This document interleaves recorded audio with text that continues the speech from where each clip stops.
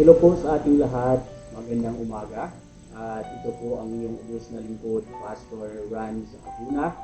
At taos puso po na nag-iimbita sa lahat ng mga kaibigan at kapatid natin sa paniniwala, lalo na sa mga YouTube channel supporters. Magandang umaga sa inyo lahat. At sana po ay makasama namin kayo sa aming online Bible study today at exactly 1 p.m. this afternoon.